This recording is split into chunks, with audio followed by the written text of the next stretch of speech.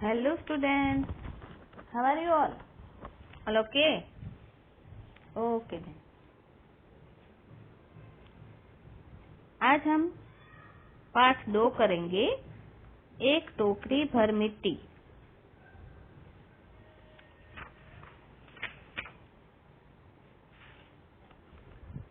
आपने कभी झोपड़ी देखी है?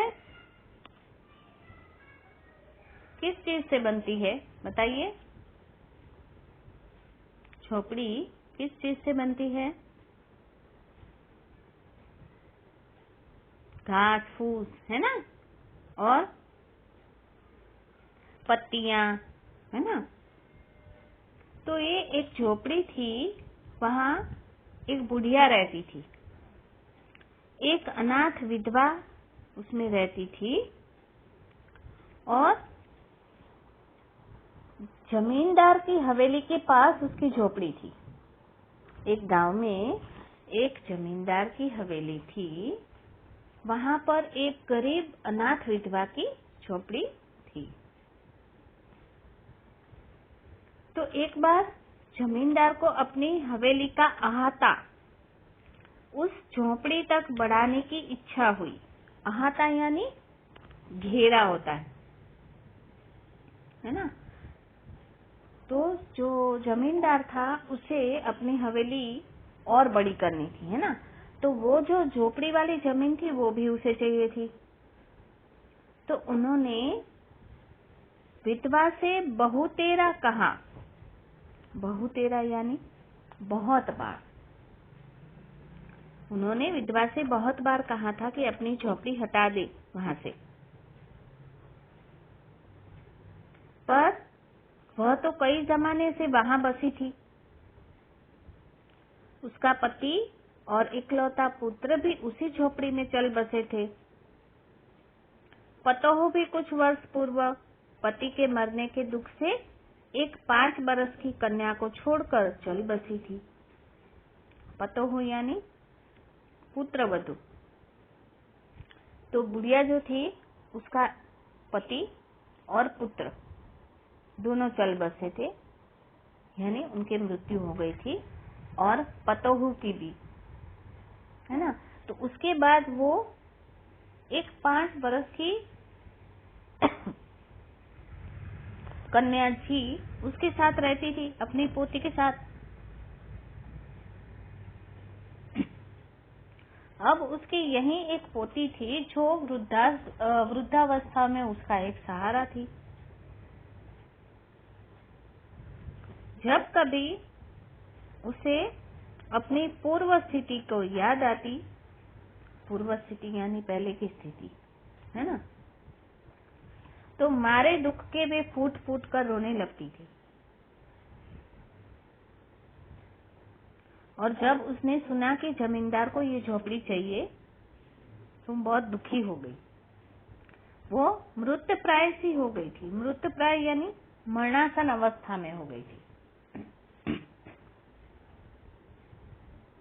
उस झोपड़ी में उसका मन लगा हुआ था ना, क्योंकि वो वहां कितने सालों से रह रही थी। वह वहां से निकलना नहीं चाहती थी। अब जमींदार के सब प्रयत्न निष्फल हो गए। निष्फल यानी बेकार। अब वे अपनी जमींदारी चाल करने लगा। उसे लगा कि बुढ़िया वैसे तो झोपड़ी खाली करने वाली नहीं है। तो उसने क्या किया, वकीलों की थैली गरम करके, थैली गरम करना यानी पैसे देना, रिश्वत देना, उसने वकीलों को रिश्वत देकर खरीद लिया और उन्होंने अदालत की आज्ञा से झोपड़ी पर अपना कब्जा जमा लिया और विधवा को वहां से निकाल दिया। बेचारी विधवा पास पड़ोस में जाकर कहीं रहने लगी। एक दिन जमींदार उस झोपड़ी के आसपास टहल रहे थे और लोगों को काम बता रहे थे। तभी वह विधवा हाथ में टोकरी लेकर वहां आई। जमींदार ने उसे देखते ही अपने नौकरों से उसे हटाने को कहा। उसे लगा बुढ़िया फिर से आ गई, कहीं झोपड़ी में आकर रहने लगी तो मैं क्या करूंगा। तो उसके जो नौकर थे वो उसे हटाने लगे। तो वह गिड़गिड़ाकर बोली कि मालिक, अब तो झोपड़ी आपकी हो गई है, मैं उसे वापस लेने नहीं आई हूँ। मालिक क्षमा करें, परंतु मेरी एक विनती है आपसे। जमींदार के सिर हिलाने पर उसने कहा कि जब मैं यह झोपड़ी छूटी है तब से मेरी पोती ने खाना पीना छोड़ दिया। जब से मैं यहाँ से गई हूँ तब से मेरी पोती ने खाना पीना भी छोड़ दिया है। मैंने उसे बहुत समझाया पर वह एक नहीं मानी, वह कुछ मान नहीं रही है। वह यही कह रही है कि इस झोपड़ी में से एक टोकरी भर मिट्टी ले जाऊं। मैं झोपड़ी की मिट्टी ले जाकर उसी का चूल्हा बनाकर रोटी पकाऊंगी। वो जिद कर रही है कि मैं ये झोपड़ी में जाऊं और वहां से जो मिट्टी है वो लेकर आऊं और उसी से चूल्हा बनाऊं और उसमें रोटी पका कर उसे खिलाऊं, तब वो खाएगी। तो इससे मुझे भरोसा है कि वह रोटी खाने लगेगी। तो मालिक कृपा करके आप आज्ञा दे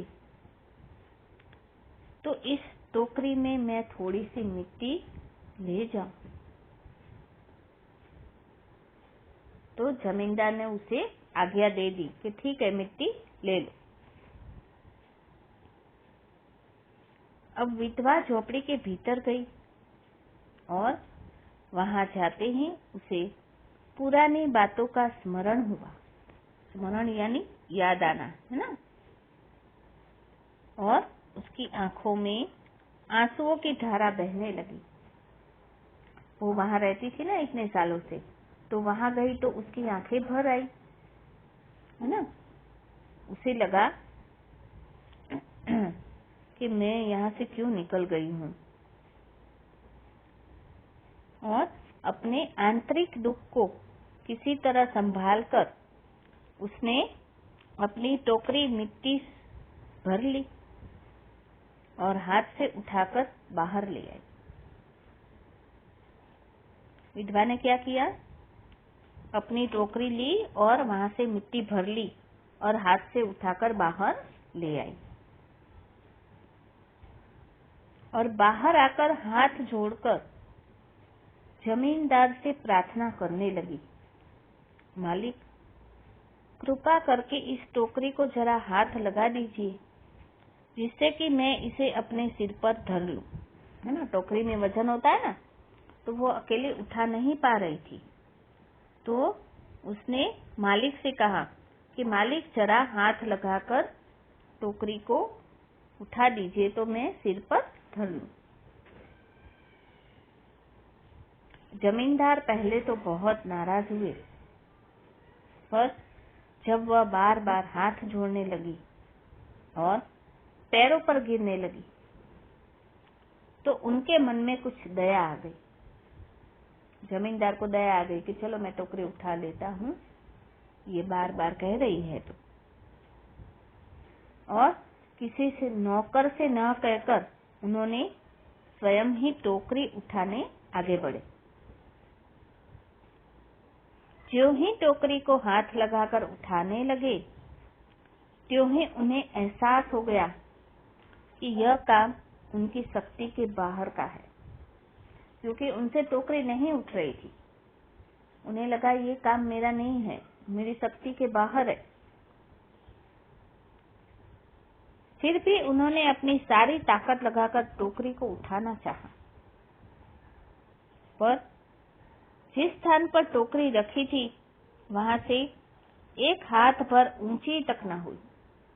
टोकरी वहीं की वहीं पड़ी थी, वो एक हाथ भी ऊंचा उठा नहीं पाए और वे लज्जित होकर कहने लगे, नहीं, यह टोकरी हमसे न उठाई जाएगी। लज्जित यानी शर्मिंदा हो गए कि नहीं नहीं, मेरे से ये टोकरी नहीं उठा जाएगी। तो यह सुनकर विधवा ने कहा कि मालिक नाराज ना हो, आपसे एक टोकरी भर मिट्टी तो उठाई नहीं जाती है, और इस झोपड़ी में तो हजारों टोकरियां मिट्टी पड़ी है। इसका भार आप जन्म भर क्यों और उठा सकेंगे? पूरे जन्म आप इस मिट्टी का भार कैसे उठा पाओगे? इसमें तो हजारों टोकरियां मिट्टी पड़ी है, और उसका भार आप जन्म भर क्यों कर उठा पाओगे? आप ही इस बात पर विचार कीजिए। जमींदार धनमद से गर्वित वो अपना कर्तव्य भूल गए थे। धनमद यानी धन का नशा था ना, वो पैसे वाले थे तो उनको धन का नशा था, तो वो अपना कर्तव्य भूल गए थे। पर विधवा के उपरोक्त वचन सुनते ही, विधवा ने जब कहा ना कि आप मिट्टी कैसे उठा पाएंगे हजारों टोकरियां, है ना, तो यह सुनते ही उनकी आंखें खुल गई। क्रूत कर्म का पश्चाताप कर उन्होंने विधवा से क्षमा मांगी और उसे उसकी झोपड़ी वापस दे दी। क्रूत कर्म यानी उन्होंने जो काम किया था ना, गलत काम, है ना, उसका उन्हें पश्चाताप यानी पछतावा हो रहा था। इसलिए उन्होंने क्या किया, विधवा से क्षमा मांगी और उसकी झोपड़ी उसे वापस दे दी। ठीक है ना। तो ये है माधवराव सप्रे की लिखी कहानी, है ना। हिंदी के आरंभिक कहानीकारों में से वे एक माने जाते हैं। उनका जन्म सन 1871 को मध्य प्रदेश के दमोह जिले के पथरिया गांव में हुआ था, और 1811 में उन्होंने कलकत्ता विश्वविद्यालय से बीए करने के बाद बिलासपुर के एक गांव से छत्तीसगढ़ मित्र नामक मासिक पत्रिका निकालने लगे, और यह कहानी जो है हिंदी की पहली कहानी होने का श्रेय प्राप्त है। सप्रे जी लेखक होने के साथ साथ एक अच्छे अनुवादक भी थे, है ना। तो ये कहानी से हमें क्या सीख मिलती है?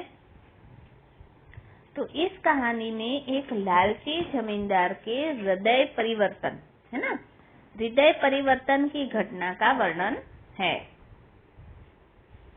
बुढ़िया की बातें सुनकर उनको पछतावा होता है ना, और बुढ़िया के मर्म भरे वचन सुनकर उनका हृदय परिवर्तन हो जाता है ना। समझ में आ गया चैप्टर? Okay, bye bye.